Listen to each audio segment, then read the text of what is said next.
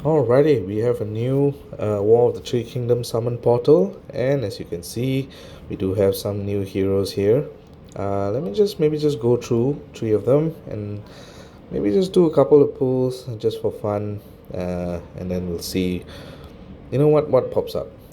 Okay, let's have a look at Queen Guowang. She is a yellow 5-star sorcerer. This is part of the Journey family, in which, for one, two, or three heroes of the same family, they have a 50% chance to increase the duration of each status effect that is cast by this hero. So, regardless whether it's a buff or a status ailment, they have a chance to increase it by one, two, or three turns.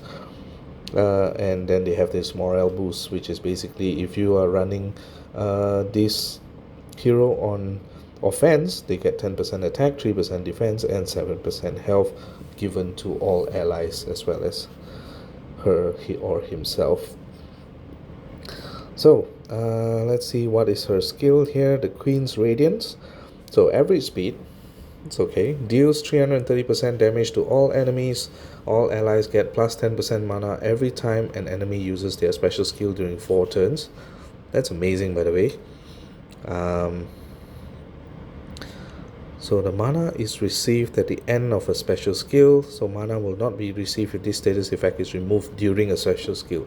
So you can dispel it before they get the mana, which is, I guess, the way of kind of like balancing her out. The caster gets Vengeance for 4 turns. If Vengeance is dispelled by enemy special skill, all enemies receive 525 damage. Wow. So this is pretty much if you're going against a Dispeller in the other team, then she can be used on offense, so that you pretty much can negate. You can deal 525% damage on top of your 330% damage that you have just dealt upon casting this skill. So this is very interesting. And imagine, if you have like 3 other heroes on offense or defense, all allies get 10% mana every time an enemy uses their special skill during 7 turns. There is a possibility of going up till that, which is really, really good. I see her as a really strong tank. Perhaps even better than some of the current tanks as well. Who knows? But being average speed, sometimes people don't really like it. But I think this is good enough. 330% damage to all enemies is huge, even if you're not going the attack route. So I think, I think this is pretty strong. Would be nice to have her as well. I do have darts. Let's see. All right, the next one is Heifeng Kwai. I'm pretty sure. I mean, I'm Chinese, but I'm pretty sure I just butchered that. Butchered the pronunciation, but whatever. It's a 4-star purple, rogue class. Does have the journey effect as well.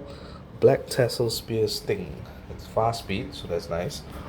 Deals 285% damage to the target. The duration of dispellable status ailments is reset for the target. So let's say, for example, he's having poison that's gonna end in that 1 turn. It's gonna reset to when it was basically the initial duration, so maybe 3 or 4 turns. The target also gets negative 35% defense for 3 turns. So it's pretty much a sniper that you can work with another sniper. So you can deal this, you can hit him with the defense down first, and then you may maybe do something. You can use like a bigger hit. I don't really know any other 4-star fast snipers that's at the top of my head. The best I can think of is maybe Gafar from the Sand event. Yeah, but overall I think it's okay. It's not to say bad, not to say good, very good, but it's all right. It's all right. I think this is okay. Especially remember, he by himself, it's a negative 35% defense for 4 turns, a 50% chance to go up to 4 turns.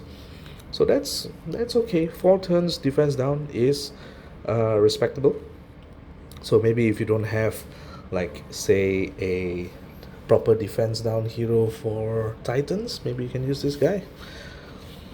And negative 35%, I think, is one more than some, I think, if I'm not mistaken. Like, most of the time you get is like negative 44% and then negative 34%. So negative 35% is does make a difference. Alright, the last one is General Yin.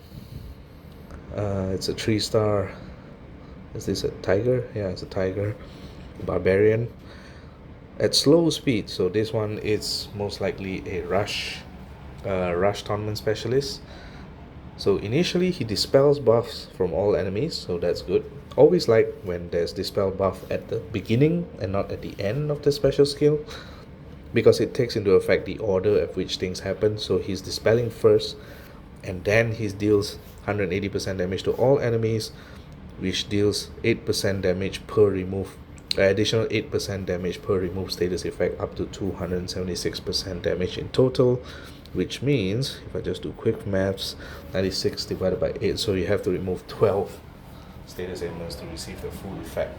So something like going against maybe Basil might do it. Maybe I can't remember what Basil does, but yeah, so something like that. Especially in rush raid tournaments when people have like it's good against Faiz for example, because you dispel all the buffs first, and then maybe you can follow that up with a defense down, and then maybe hit them with some other ailments later on. So also kind of okay. I kind of like the design of all these three. I wish the odds weren't that pathetic. 1% chance for a legendary featured. There are other legendary featured. Sun Quan I already have, and I probably won't level the second one. Erlang Shan is interesting. I am considering, I might reconsider. I remember not being so interested in him, but I think people have been using him to great effect. So yeah, let's maybe just do a couple pulls here and just see what we can get. Probably just do 2 and then maybe 1 random pull and see what we can get from here. Not expecting much, but yeah, let's see what we get. That's not a good sign. Last one. Can we get at least one of the 3 or 4? Fuck! Oh! Wow!